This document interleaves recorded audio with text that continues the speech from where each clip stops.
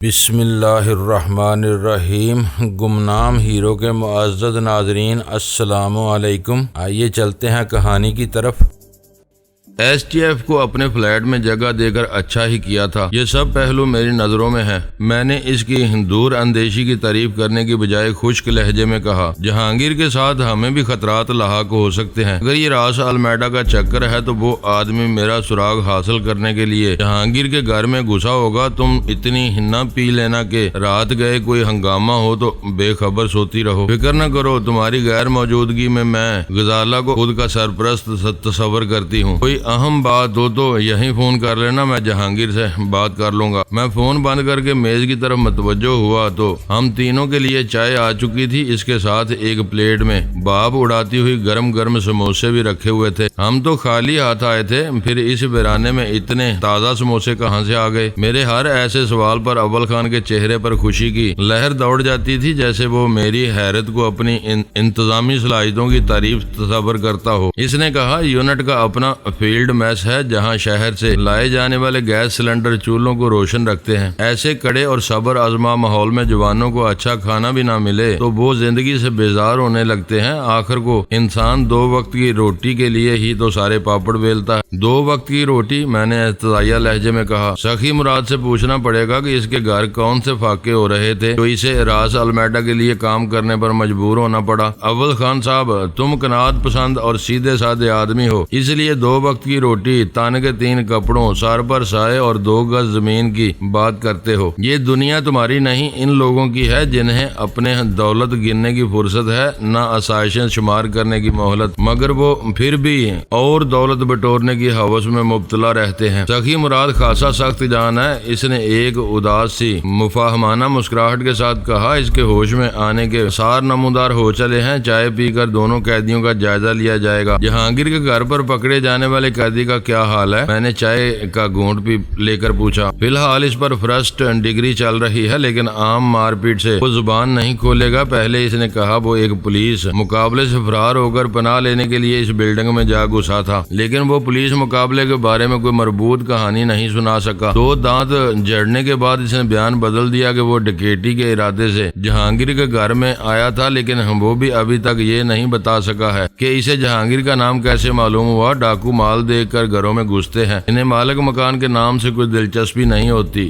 دلچسپ کیس ہے، میں نے کہا۔ میرا خیال ہے کہ ان دونوں کو یکجا کر لو، ذرا میں بھی ان پر ہلکی پھلکی ورزش کر لوں گا، ہاتھ پیر کھل جائیں گے۔ تم ٹھیک کہہ رہے ہو، دونوں ایک دوسرے کی حالت سے ذرا سیما ہوں گے۔ ایسے مجرموں کی قوت ارادی کو ایک بار توڑ دیا جائے تو وہ سحرزدہ معمول کی طرح سب کچھ اگلتے چلے جاتے ہیں۔ جیف ملر کے ساتھ بالکل یہی ہوا تھا۔ سلطان شاہ بول پڑا۔ وہ ایک خونخوار درندے کی طرح مزاحمت پر تلا ہوا تھا، لیکن بھیم گن سے پنڈلی الگ ہوتے ہی اس کی ساری دلیری جاگ کی طرح بیٹھ گئی اور ہم لوگوں کو کامیابی کا کہ نیا راستہ ملتا چلا گیا۔ مجرموں سے باز پرس ہم تینوں کا محبوب مشغلہ تھا۔ یہ اور بات تھی کہ حالات کے تحت ہم اپنا یہ شوق پورا کرنے کے بہت کم مواقع ملتے تھے۔ ہمارے سامنے آنے والے بیشتر مجرم ایسے مستند ہوتے تھے کہ ان کے کچھ کہے بغیر ان کے کیا کارنامے ہمارے سامنے ہوتے تھے اور انہیں مارنا واجب ہوتا تھا۔ چائے کا دور ختم ہونے تک ہم اسی موضوع میں الجھے رہے۔ اول خان اپنے تجربات کا نچوڑ سناتا رہا، جواب غزل کے طور پر سلطان شاہ نے ایسے بھولے بسرے حوالے دیے کہ میں اس کی یادداشت پر حیران رہ گیا۔ چائے ختم کر کے ہم تینوں دفتر سے نکلے اور کمرے کی طرف چل دیے جہاں سخی مراد کو رکھا گیا تھا۔ راستے میں اول خان نے ایک آدمی کو ہدایت کی کہ 7 نمبر والے قیدی کو بھی 2 نمبر میں پہنچا دیا جائے۔ ہم کمرے میں داخل ہوئے تو سخی مراد دونوں ہاتھوں سے اپنا سر تھامے فرش پر اکڑوں بیٹھا ہوا تھا۔ کمرے میں ایک مسلح شخص کے ساتھ دوسرا تنومند نوجوان بھی موجود تھا۔ وہ دونوں سخی مراد کو کینہ توز نظروں سے گور رہے تھے۔ آگے بڑھ کر مجھے فرش پر وہ خون نظر آیا جو سخی مراد کے دانے کے نیچے جمع تھا۔ وہ کھیل شروع ہو جانے کی ایک واضح نشانی تھی۔ سخی مراد کو نہ صرف ہوش آ چکا تھا بلکہ وہ تشدد کی اذیت کو محسوس کرنے کے قابل بھی ہو چکا تھا۔ اس نے ہمارے قدموں کی چاپ سن کر بھی سر نہیں اٹھایا بلکہ اسی حالت میں بیٹھا خون فرش پر تھوکتا رہا۔ سخی مراد اول خان نے ڈپٹ کر اسے مخاطب کیا، سیدھے کھڑے ہو جاؤ۔ اس کی حالت میں کوئی فرق نہیں آیا، اس نے سر اٹھائے بغیر بھاری آواز میں کہا، تم لوگوں کو اس کا خمیازہ بھگتنا ہوگا، ابھی شاید تم کو میری طاقت اور حیثیت کا اندازہ نہیں ہے، ہوش میں رہ کر بات کرو۔ سلطان شاہ اس کی بات کاٹ کر کسی کٹکھنے کتے کی طرح گرایا، اس وقت تم اپنی مرضی کے مالک نہیں، ہمارے قیدی ہو، تمہیں ہمارے سوالات کے جواب دینے ہوں گے، ورنہ ہم تمہارے بدن کا ایک ایک ریشہ ادھیڑ ڈالیں گے۔ نہیں نہیں، اس نے سختی سے کہا، جب تک مجھے یہ نہیں بتایا جائے گا کہ تم لوگ کون ہو اور تمہاری کسی بات کا جواب نہیں دوں گا۔ سخی مراد مر جائے گا لیکن جھکے گا نہیں۔ اسی وقت بیرونی راہداری میں ہلچل سی پیدا ہوئی، متعدد قدموں کی دھمک سنائی دی، پھر دو آدمی ایک لہو لہان شخص کو دھکیلتے ہوئے اسی کمرے میں لے آئے۔ مجھے کسی سے کچھ پوچھنے کی ضرورت نہیں تھی، صاف ظاہر تھا کہ وہ سلمہ کے بیلن کا شکار ہونے والا قیدی تھا۔ جو ہی وہ قریب آیا، اول خان نے اس کے زخمی چہرے پر اتنی زور کا تھپڑ رسید کیا کہ وہ کمرہ تڑاخ کی آواز سے گونج اٹھا اور وہ شخص لڑکھڑاتا ہوا کئی قدم دور جا گرا۔ اول خان اسے سنبھلنے کی مہلت دیے بغیر اس کے سر پر جا پہنچا اور پھر اس کی پسلیوں میں اتنی زور سے ٹھوکر ماری کہ وہ تڑپتا ہوا فرش پر ڈھیر ہو گیا۔ اس نے دونوں ہاتھوں سے اپنی پسلیاں دبائی ہوئی تھی۔ میں جھوٹ نہیں بول رہا، تم مجھ پر ظلم کر رہے ہو۔ وہ فرش پر لوٹتے اور کراہتے ہوئے روک روک کر بولا، میں نے تمہیں سچ بتا دیا ہے، پتہ نہیں تم مجھ سے کیا سننا چاہتے ہو۔ اس شخص کی آواز میں نہ جانے کیا جادو تھا، اس کے پہلے ہی فکرے پر سخی مراد نے بھڑک کر اپنا سر اٹھایا اور اس کی طرف دیکھنے لگا جیسے اس کی آواز پہچاننے کی کوشش کر رہا ہو، اور پھر وہ اچھل کر کھڑا ہو گیا۔ اس کے ہونٹوں سے خون بہ رہا تھا اور کمرے میں موجود ہر شخص کو بول کر صرف اسی قیدی کو گورے جا رہا تھا جو اذیت سے فرش پر تڑپ رہا تھا۔ میرے لیے سخی مراد کا وہ رد عمل حیران کن ہی نہیں، سنسنی خیز تھا۔ میری چھٹی اس جاگ اٹھی اور میں کسی بڑے اور انہونے انکشاف کا سامنا کرنے کے لیے تیار ہو گیا۔ ولی داد، میں تجھے زندہ نہیں چھوڑوں گا، سخی مراد غصے میں یہ کہہ کر مٹھیاں بھینچ کر قیدی کی طرف لپکا، مگر میں نے اس کی ٹانگوں کے درمیان پھرتی سے اڈنگا دیا اور وہ مغلظات بکتا ہوا منہ کے بل فرش پر ڈھیر ہو گیا، مگر فرش پر ہتھیلیاں جما کر فوراً ہی اٹھنے کی کوشش کرنے لگا۔ جس طرح ولی داد کی آواز نے سخی مراد پر تلسماتی اثر دکھایا تھا، اسی طرح سخی مراد کی آواز پر ولی داد تھوڑی دیر کے لیے اپنی تکلیف بھول گیا اور بجلی کی سی صورت سے فرش سے اٹھتا چلا گیا۔ ان ڈرامائی تبدیلیوں پر ہر شخص ہکا بکا رہ گیا تھا۔ کسی کی سمجھ میں نہیں آ رہا تھا کہ دو الگ الگ قیدی کس طرح ایک دوسرے کے شناسا نکل آئے تھے، مگر میرا ذہن برق رفتاری سے کام کر رہا تھا۔ میں نے سخی مراد کے ابتدائی رد عمل سے ہی کسی تبدیلی کا اندازہ لگا لیا تھا۔ وہ دونوں ایک دوسرے کے لیے اجنبی نہیں تھے، بلکہ شاید ایک ہی تھیلی کے چٹے بٹے تھے۔ سخی مراد نے پہلے اس کی آواز پہچانی تو اسے حیرت ہوئی، لیکن ولی داد نے ایس ٹی ایف والوں کو فریب دینے کے لیے اپنی سچ بیانی پر اصرار کیا تو سخی مراد کے ذہن میں پہلا خیال یہی آیا کہ ولی داد کے اعتراف کے نتیجے میں اسے وہ برا وقت دیکھنا پڑا ہے، اور اسی خیال نے اسے ولی داد کے خلاف مشتعل کر دیا۔ ان دونوں میں سخی مراد کو واضح طور پر دوسرے قیدی پر برتری حاصل تھی۔ شاید وہ ایک سیکنڈ کا کوئی حقیر سا حصہ تھا جس میں نے اپنا وہ ذہنی تجزیہ مکمل کر لیا۔ اس وقت تک ولی داد مؤدبانہ انداز میں فرش پر گرے ہوئے سخی مراد کی طرف بڑھ رہا تھا۔ صاحب قسم لے لو جو میں نے، وہ دونوں ایک ہی کھیل کے کردار تھے۔ ولی داد کو معلوم تھا کہ سخی مراد اس پر کیوں برہم ہوا ہے، اس کے وہم و گمان میں بھی نہیں رہا ہوگا کہ اس کے ساتھ سخی مراد بھی ہم لوگوں کی قید میں آ چکا ہے۔ وہ اپنے بڑے کے سامنے اپنی صفائی پیش کرنی چاہ رہا تھا۔ وہ ایک نازک اور فیصلہ کن موڑ تھا۔ سب حیرت اور دلچسپی سے دونوں قیدیوں کا وہ ڈرامائی تماشا دیکھ رہے تھے، مگر میں نے ولی داد کو اپنی صفائی پیش کرنے کا موقع نہیں دیا۔ میں نے فضا میں جست لگائی اور اسے اپنے ساتھ لیتا ہوا فرش پر جا گرا۔ اس کی بات ادھوری رہ گئی۔ میں نے فوراً اس کے سینے پر سوار ہو کر اس کے زخمی چہرے پر تابڑ توڑ مکے برسانے شروع کر دیے تاکہ وہ بول نہ سکے اور نہ کچھ دیر بولنے کے قابل رہے۔ مجھے مصروف عمل دیکھ کر دوسروں کو ہوش آیا۔ اول خان کے دو آدمیوں نے بڑھ کر ولی داد کو بے رحمی سے بے دست و پا کر دیا۔ اول خان نے مجھے اس کے سینے سے اتار لیا۔ اسے فوراً یہاں سے واپس لے جاؤ، میں نے ہانپتے ہوئے ولی داد کے بارے میں کہا۔ اول خان کے دونوں آدمی اس کی چیخو پکار کی پرواہ کیے بغیر اسے فرش پر گھسیٹتے ہوئے دروازے کی طرف لے چلے۔ اس دوران میں سخی مراد اپنی پیشانی پر چوٹ کا ایک نیا نشان لے کر کھڑا ہو چکا تھا اور بفرے ہوئے لب و لہجے میں ولی داد کو گندی گندی مغلظات بک رہا تھا۔ سلطان شاہ نے دو آدمیوں کی مدد سے سخی مراد کو بمشکل روکا تھا، ورنہ وہ اچھل کر ان کی گرفت سے نکل کر ولی داد پر جھپٹنے کی کوشش کر رہا تھا۔ اس کی غصے سے ابلتی ہوئی بڑی بڑی آنکھیں اسی سمت میں جمی ہوئی تھی جدھر ولی داد کو لے جایا گیا تھا۔ اول خان اور سلطان شاہ نے مشینی انداز میں ہاتھ پیر ہلانے شروع کر دیے تھے، لیکن ان دونوں کے لیے وہ تمام تبدیلیاں ناقابل یقین رہی تھیں۔ ان کے چہروں پر سوالیہ نشانات تھے اور نگاہیں مستصفرانہ انداز میں بار بار میری طرف اٹھ رہی تھیں، لیکن میں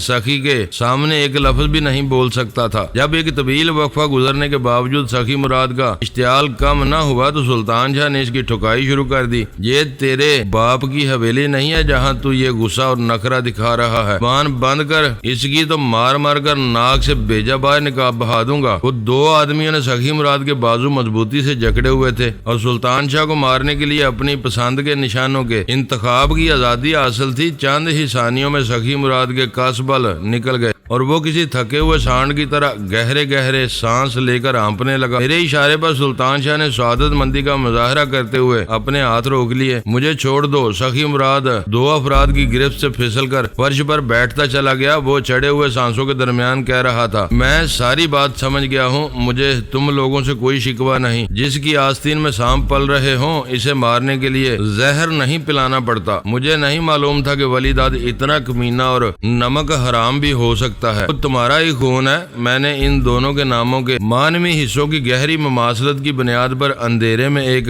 تیر چھوڑا اور وہ نشانے پر جا لگا۔ وہ میرا چچا زادہ ہے، پتہ نہیں اس کی ماں نے ہمارے خاندان میں کس کا گناہ پالا ہے۔ وہ اپنی اصل سے ہوتا تو کبھی ایک خطا نہ کرتا کہ مار پیٹ سے اپنی جان بچانے کے لیے مجھے مروا دیتا۔ بات بالکل کھل گئی۔ غیر ارادی طور پر اول خان کا دانا خفیف انداز میں کھل گیا۔ جو کچھ ہوا وہ کسی کے وہم و گمان میں بھی نہیں تھا۔ اگر اس بار بھی باز پرس کے لیے ان دونوں کو یکجا نہ کیا جاتا تو کوئی بات کھلنے کا امکان ہی نہیں تھا۔ واقعات کے رونما ہونے میں ہم میں سے کسی کی قابلیت یا منصوبہ بندی کا کوئی عمل دخل نہیں تھا۔ سب کچھ اتفاقات کے تحت ہوتا چلا گیا۔ ہاں، یہ ضرور تھا کہ میں نے بروقت ولی داد کی زبان بند کر کے سخی مراد کی غلط فہمیاں دور ہونے کا موقع نہیں آنے دیا۔ اسی کا نتیجہ تھا کہ سخی مراد نے مایوسی کی حالت میں خود بخود بولنا شروع کر دیا تھا۔ تم اپنے کانوں سے سن چکے ہو کہ اس نے بلا کم و کاست سب کچھ اگل دیا ہے۔ میں نے اس کی حوصلہ شکنی کرنے کا نفسیاتی سلسلہ جاری رکھا۔ اس نے بہت مار کھائی ہے، تب کہیں جا کر زبان کھولی ہے۔ اب ہم تمہاری کہانی سن کر دونوں کے بیانات کا موازنہ کرنا چاہتے ہیں، ورنہ تم جانتے ہو کہ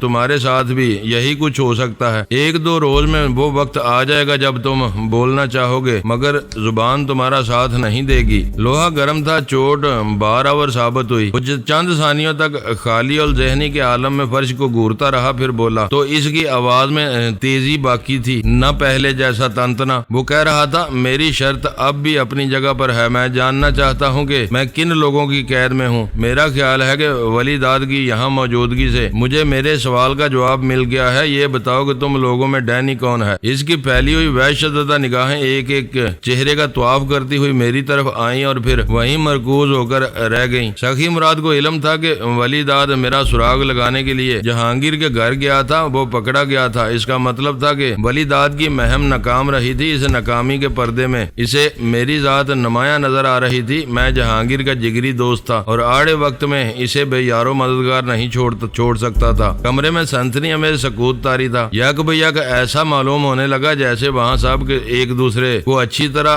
جانتے اور پہچانتے ہوں۔ پہلے شناسا اجنبی بن رہے تھے، اب اجنبی شناسا نظر آنے لگے تھے۔ میں نے اپنے سر کو اسبات میں خفیف سی جنبش دی اور سپاٹ لہجے میں کہا، تمہارے اندازے درست ہیں، میں ڈینی ہوں اور اس وقت تم دونوں میری قید میں ہو۔ پھر سب کو باہر بھیج دو، میں تم سے تنہائی میں بات کرنی چاہتا ہوں۔ میں یہ خطرہ مول نہیں لوں گا، جو کچھ کہنا ہے سب کے سامنے کہو۔ ناممکن، اس نے اٹل لہجے میں کہا، تمہیں مجھ پر بھروسہ کرنا چاہیے۔ تم نے مجھے احساس دلایا ہے کہ اب میرا کھیل ختم ہو چکا ہے، بساط الٹ چکی ہے اور تمہاری بازی جم گئی ہے۔ جسم میں تم سے برتر نہیں تو کم تر بھی نہیں ہوں۔ جیتا ہوا بزدل ہارے ہوئے سورما کو بھی آسانی سے مار لیتا ہے۔ اس کے علاوہ میں نہتا ہوں، تم اپنی حفاظت کے لیے ہتھیار رکھ سکتے ہو۔ میں شرارت کروں تو مجھے گولی مار دینا۔ وہ معقول اور گہری باتیں کر رہا تھا۔ میں نے اول خان کے آدمی سے رائفل لے کر تحکمانہ لہجے میں کہا، تم سب باہر جاؤ، اگر برآمدے میں رکے رہو گے اور میری اگلی ہدایت کا انتظار کرو گے۔ میری ہدایت پر سخی مراد کی آنکھوں میں ایک بے نام سی چمک ابھر آئی۔ اول خان کے پیچھے سب لوگ سر جھکا کر کمرے سے باہر نکلتے ہوتے چلے گئے۔ کچھ دیر تک ہم دونوں براہ راست ایک دوسرے کی آنکھوں میں آنکھیں ڈالے رہے۔ اس نے پلکیں جھپکائیں، نہ میں نے اپنے پپوٹوں کو حرکت دی۔ مجھے اندازہ ہوا کہ اس کی آنکھوں میں ایک عجیب سی حیوانی کشش تھی جو آسانی سے کسی بھی کمزور شخص کو مسحور کر سکتی تھی۔ آخر اس کے زخمی ہونٹوں کے سرے قدرے پھیلے، شاید وہ مسکرایا تھا، بہت سخت جان اور ضدی ہو۔ اس کے ہونٹوں سے سرسراتی ہوئی سرگوشیانہ آواز برآمد ہوئی، بولو کیا چاہتے ہو؟ کروڑ، 2 کروڑ، 4 کروڑ، جو چاہو کہہ دو، میں منظور کر لوں گا۔ وہ اپنی طرح مجھے بھی سیاست کے بازار کی کوئی مہنگی جنس سمجھ رہا تھا جو ہر خریدار کی بساط سے باہر ہوتی ہے، لیکن جو اس کے صحیح دام لگا دے وہی اس کا آقا بن جاتا ہے۔ مجھے اس کام کا پورا معاوضہ پیشگی مل چکا ہے، میں نے سپاٹ لہجے میں کہا۔ زیادہ پیسے کی لالچ میں اپنے پہلے سودے سے منہ نہیں موڑوں گا۔ میرے لیے پیسے کی کوئی بکت نہیں، ساکھ زیادہ اہم ہے۔ کیا تمہیں میرے پکڑنے کے لیے معاوضہ دیا گیا ہے؟ اس نے بے یقینی سے پوچھا۔ وہ اصحاب کی اولناک اور فیصلہ کن لڑائی تھی۔ میں اشارے میں سر ہلا کر رہ گیا۔ وہ کون ہے؟ تم کس کے لیے کام کر رہے ہو؟ اس کی آواز میں منتقمانہ درندگی ابھر آئی۔ مجھے معلوم تھا لفظوں کی جنگ ہوگی تو سخی مراد دوسرا سوال ضرور کرے گا۔ میرے پاس اس سوال کا جواب پہلے سے تیار ہے، میں نے آہستہ سے کہا۔ راز المیڈا یا چیف؟ اس دوران میں نے ایک پل کے لیے بھی اس کے چہرے پر سے اپنی نظریں نہیں ہٹائی تھی۔ میں نے محسوس کیا کہ پہلے پر اسے اعتبار نہیں آیا، لیکن دوسرے نام پر وہ بری طرح چونکا تھا۔ ان دونوں کو تم ایک ساتھ کیوں ملا رہے ہو؟ اس نے چونک کر پوچھا۔ اس لیے کہ وہ ایک ہی ہیں۔ راز المیڈا ہی چیف بنا پھرتا ہے، اسی وجہ سے وہ کسی کے سامنے نہیں آتا، ایک آواز بن کر ہر شخص کے اعصاب پر چھایا رہتا ہے۔ میں نے اطمینان سے کہا، میرے لیے یہ بات ناقابل یقین ہے، جو کل تک ہمارا خون کا پیاسا تھا آج تمہارا حلیف کیسے بن سکتا ہے؟ ولی داد اس خاطر شہر میں تمہیں تلاش کرتا پھر رہا تھا، وہ جہانگیر تک پہنچا اور مارا گیا اور اپنے ساتھ مجھے بھی لے ڈوبا۔ مجھ سے صاف اور سیدھی بات کرو، وہ آج بھی میرے لہو کا طلبگار ہے۔ میں نے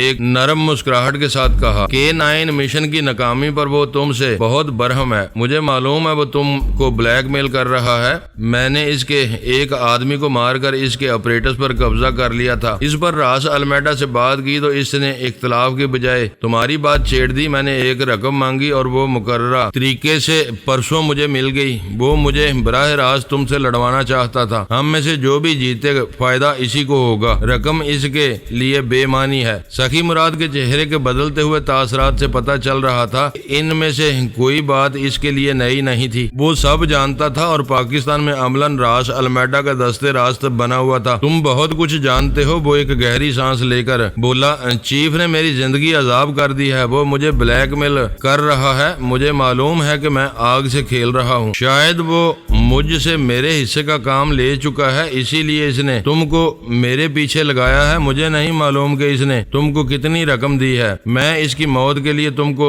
دگنا معاوضہ دے سکتا ہوں۔ میرے تاثرات میں کوئی تبدیلی نہ دیکھ کر وہ اضطرابی لہجے میں بات جاری رکھتے ہوئے بولا، 3، 4، 5 گنا کر لو، خود بتا دو کہ کیا چاہتے ہو۔ میں نے حیرت زدہ ہونے کی اداکاری کرتے ہوئے کہا، اتنی بے اندازہ رقم کے مالک ہو تمہیں معلوم ہے کہ تمہاری یہ اندھی چال اربوں تک جا سکتی ہے، کیا تمہاری اتنی مالی حیثیت ہے؟ تم سوچ بھی نہیں سکتے۔ وہ اسودہ لہجے میں بولا، میری دولت بے اندازہ ہے اور باہر کے بینکوں میں پڑی سڑ رہی ہے، تم مانگو گے تو اس کا عشرے عشیر ہی مانگو گے۔ کمائی کے اسی ذریعے کی وجہ سے وہ تمہیں بلیک میل کر رہا ہے؟ میں نے پوچھا۔ آج کی دنیا میں ہیروئن اور کوکین کے سوا کسی کاروبار میں اتنی آمدنی نہیں ہوتی، تم خود اس دنیا میں ایک ادنا آدمی رہے ہو۔ میں اتنا کما چکا ہوں کہ اب ہیروئن پر لعنت بھیج کر عزت کی ایسی زندگی گزارنی چاہتا ہوں۔ میں ہیروئن کا کاروبار چھوڑ دوں گا، مگر چیف پھر بھی مجھے بلیک میل کرتا رہے گا۔ اس بلیک میلر کی موت میرے لیے نئی زندگی کا پیغام بن سکتی ہے۔ یہ کام صرف تم کر سکتے ہو۔ جو آدمی سخی مراد کو اس کے گھر سے اٹھا سکتا ہے وہ چیف کو بھی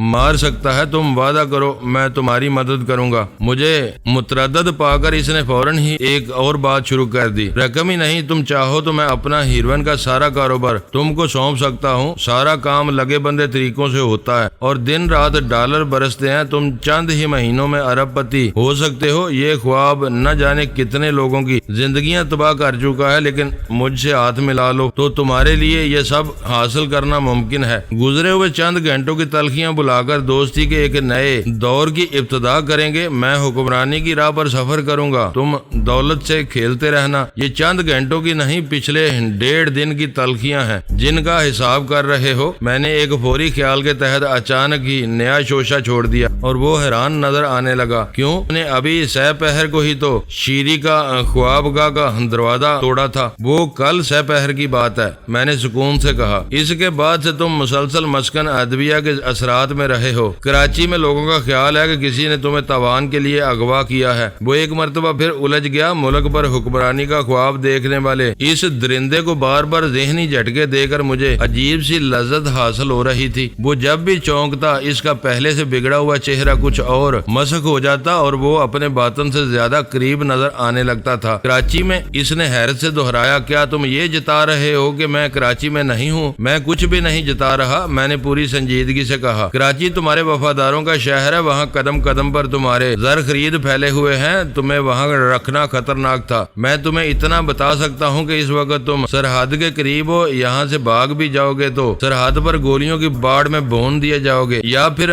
پیاسا صحرا تمہارے وجود کو نگل جائے گا۔ یہاں کراچی کے صرف خواب دیکھے جا سکتے ہیں۔ وہ سوچ میں پڑ گیا، پھر چونک کر بولا، تم نے میری پیشکش کا جواب نہیں دیا، مجھے سوچنا پڑے گا، تم نے شاید میری صحیح بولی لگائی ہے۔ آدمی ارب پتی ہو تو ساکھ خود بخود بن جاتی ہے، صرف ساکھ کے بل پر زندہ رہنے کی آرزو کرنے والے احمقوں کی جنت میں رہتے ہیں۔ میرا بھی یہی فلسفہ ہے۔ وہ بے ساختہ بول پڑا۔ اس وقت اندازہ ہی نہیں ہو رہا تھا کہ وہ تھوڑی دیر پہلے جسمانی تشدد کا ایک اذیت ناک دور سہ چکا ہے۔ تم اطمینان سے یہاں رہو، اب کوئی تم کو ہاتھ بھی نہیں لگائے گا، میں تمہیں سوچ کر جواب دوں گا۔ میں ایک بار ولی داد سے ملنا چاہ رہا ہوں، ذرا اسے میرے سامنے لے آؤ۔ غصہ تھوک دو، میں نے ہنس کر کہا۔ یہ مقدر کی باتیں ہوتی ہیں، وہ نہ ہوتا تو کوئی اور ولی داد پیدا ہو جاتا۔ میری اور تمہاری ملاقات اٹل تھی اور وہ ہو کر ہی رہی۔ ماضی کو بھول کر اب مستقبل پر نظر رکھو۔ تم اسے کب تک بچاؤ گے؟ وہ کھسیائی ہوئی ہنسی کے ساتھ بولا۔ وہ جلد ہی میرے ہاتھوں مارا جائے گا اور اس کا ماتم کرنے والوں میں ہی سب سے آگے نظر آؤں گا، اسے کوئی نہیں ٹال سکے گا۔ اس وقت تم مدر مافیا کے کسی گاڈ فادر جیسی باتیں کر رہے ہو۔ اپنے خاندان کا گاڈ فادر ضرور ہوں، وہ تکبرانہ لہجے میں بولا۔ میں اتنا کما رہا ہوں کہ سب مل کر بھی اسے کم نہیں کر پا رہے۔ میرے اثاثے دن بدن تیزی سے بڑھ رہے ہیں۔ میں اپنی سیاسی شہرت کو داغدار ہونے سے بچانے کے لیے پاکستان میں بہت نیچ نوائی میں رہتا ہوں۔ میرا اصل رہن سہن دیکھنا ہو تو کبھی میرے ساتھ باہر چلو۔ Paris, Chicago, Dallas, Monte Carlo اور لندن کی مشہور تفریح گاہوں میں پورا عملہ میری آمد کا انتظار کرتا رہتا ہے۔ میرے سامنے وہاں کے خاندانی روسا بھی بونے نظر آتے ہیں، مگر اس وقت تم میرے بے بس قیدی ہو۔ میں نے اسے ایک اور چرکا لگایا۔ وہ اپنے تصور کی جنت سے یکا یکا حقائق کے جہنم میں آ گرا اور اس کی آنکھوں میں اداسی تیرنے لگی۔ تمہارے پاس اتنی دولت ہے تو تم اسے پاکستان میں کیوں نہیں لگاتے؟ میں نے نہ چاہتے ہوئے بھی اپنے سینے میں ابھرنے والا وہ جذباتی سوال اس سے کر ہی ڈالا۔ اب ارب پتی بنو گے تو اس سوال کا جواب خود بخود مل جائے گا۔ تجارت اور صنعت کو تو چھوڑ ہی دو، میں یہاں صدقہ خیرات بھی کروں تو عذاب میں آ جاؤں گا۔ جو کام میری پوری خاندان والے اب تک نہیں کر سکے وہ انکم ٹیکس والے 2-3 سالوں میں کر دکھائیں گے۔ یہ جونک بن کر سرمایہ دار کو چوسنے لگ جاتے ہیں۔ تم گمنام رہ کر بھی بہت کچھ کر سکتے ہو۔ میں نے اسے ٹٹولنا چاہا۔ اس کا فائدہ؟ اس سے بہتر ہے کہ میں اپنی رقم کسی اندھی کنویں میں ڈال دوں۔ دینے کا مزہ اسی وقت آتا ہے جب آس پاس بہت سے سراہنے والے موجود ہوں۔ اندھیرے کا لین دین چور بازاروں ہی میں اچھا لگتا ہے جہاں کسی کی کوئی شناخت نہیں ہوتی، ہر چیز کی پہچان صرف پیسے سے ہوتی ہے۔ میں جا رہا ہوں، مجھے امید ہے کہ تم میرے آدمیوں کے لیے کوئی مسئلہ کھڑا نہیں کرو گے۔ پوری کوشش کروں گا، لیکن مجھے جواب کب ملے گا اسے میری طرف سے امید ہو چلی تھی۔ تم سے باتیں کرتے ہوئے بھی میں ڈالروں کی برسات کے بارے میں سوچ رہا تھا۔ میں نے اس کی امیدوں کی آبیاری کرتے ہوئے کہا، جس وقت بھی ذہن بن گیا تمہیں جواب مل جائے گا۔ بستر اور ایئر کنڈیشنر مل جائے تو میرا وقت اچھا گزر جائے گا۔ خدا کا خوف کرو، تم حکمرانی کے سفر کے ارادے باندھ رہے ہو اور تمہیں یہ بھی معلوم نہیں کہ اس بے رحم صحرا میں بتی اور پنکھا بھی نعمتوں میں شمار ہوتے ہیں۔ ہاں، بستر جوا دیا جائے جائے گا۔ میں نے اس کے کمرے سے باہر نکل کر دروازہ بلٹ کر دیا۔